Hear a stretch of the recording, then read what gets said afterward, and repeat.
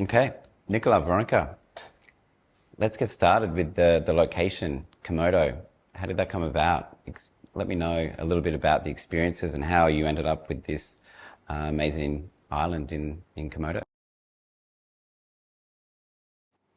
I think I was one of the first people to actually think about doing something in Komodo. Definitely not the first one, but one of the first 10, maybe.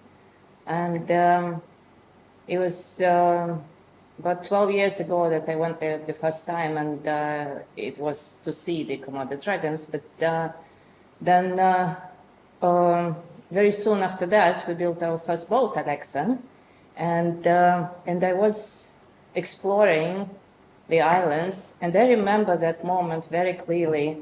I had this very conscious thought that I want to make this part of the world a part of my life. And I have been moving a lot in my life, but I never really, of course the moves are always made consciously, but this wish to make a part of the world which is so breathtakingly beautiful, so untouched, a part of my life, that was a very conscious decision. And I'm so happy I made it.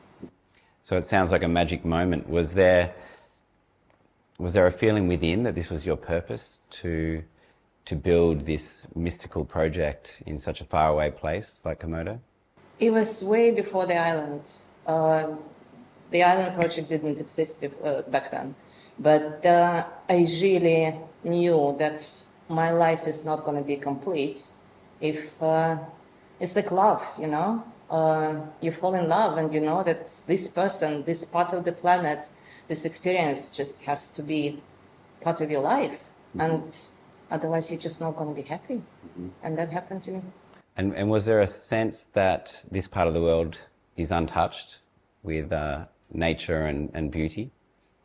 It was absolutely not just untouched. It really felt like there's just me and the planet. There's nothing else. Not just there, but everywhere else. Like the world hasn't started yet. And I remember taking our small speedboat and going on those exploration trips all by myself in the middle of nowhere, thinking that next is Australia. And it was absolutely breathtakingly beautiful. It was this absolute freedom, you know. You can't feel more free than doing what I did back then. Mm-hmm. And so you mentioned this was 12 years ago? Yeah. And at the time, what was Komodo like? What was in the area? Were there other islands that were, or boats and hotels? Was it little bit like that, or was it very much just you and these amazing islands? It was just me. There were a few boats, but you would barely see another boat passing by in a day or even several days. There were a few hotels, but the area is so big that you can spend a week.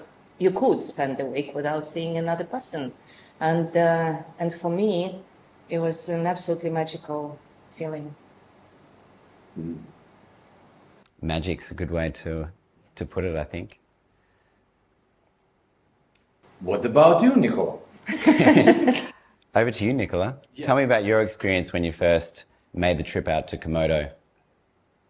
Well, my thing with Komodo started 40 years ago, because the first time I heard about it, it was from my uncle who was traveling in Indonesia in mid-80s. So as a kid growing up in Serbia, that sounded like, dude, you're making this up. This does not exist. There's no way. It's just Sorry, did you say 40 years ago? Yeah, I was in elementary school. Okay, yeah. That was the first time. And I remember Komodo dragons and beaches and this, and you're like, what? This is not possible. And then first time I went there was one interesting evening with a friend of mine who just got a boat. We're sitting down drinking and all that, and he's like, hey man, we need a photographer to go and with us for 12 days in Komodo and shoot the boat. It was like triple click on yes. I mean, of course. And then there's that moment of arriving to Komodo when you're like, hovering over this incredible ocean, and then you see these little islands with these beautiful beaches, and Jurassic Park starts kind of coming into your mind. But the most amazing times that I had in Komodo were always with Veronika. I mean, we have have a full circle. The first time we went there, we were friends. And I was shooting the boat that Veronika built, Alexa. And that was incredible. I mean, absolutely. 3 days of chasing the sun, putting the boat where I wanted. It's just incredible. That's how you met my mother. Yeah, that's how you met your mother. Sounds like a TV show. It is. It's like, I mean, like it's a reality TV. The second time we just started dating, and we were shooting again a video, the promotional material for her boat. And there was this night when we are diving. It's an underwater shoot. There's like a bunch of divers, models are there. There's this piece of fabric that is flying around and all that. So we are shooting this. Veronika is looking from above.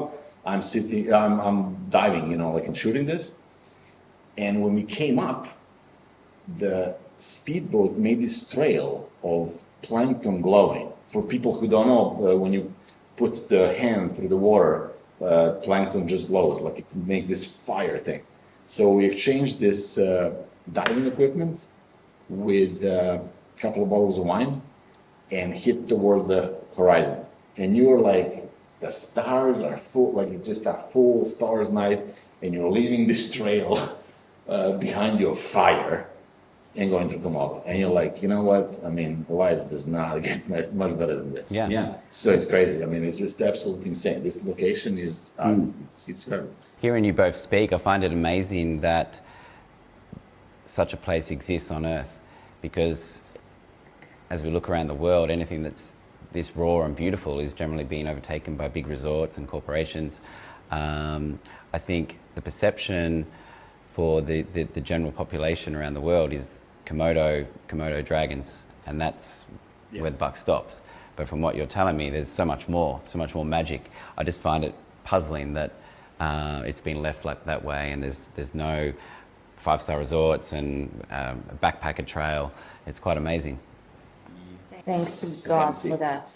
And Indonesia as a country has this incredible potential to become developed, to become explored, and they just really hope that they're going to do it right. And they hope that we can set an example of how to do it right. And of course, the islands are going to be developed. Of course, there will be more boats. There is no way to go back. But it can be done in a very careful, very beautiful way, which actually will make this whole area not just easier, accessible, but just more beautiful, if it's even possible.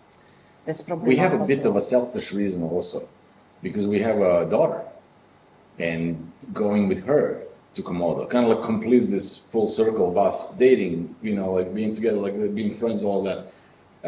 This needs to stay this way. Otherwise, you know, it's a waste of everything, really. We need to be really careful what we do with this part of the world.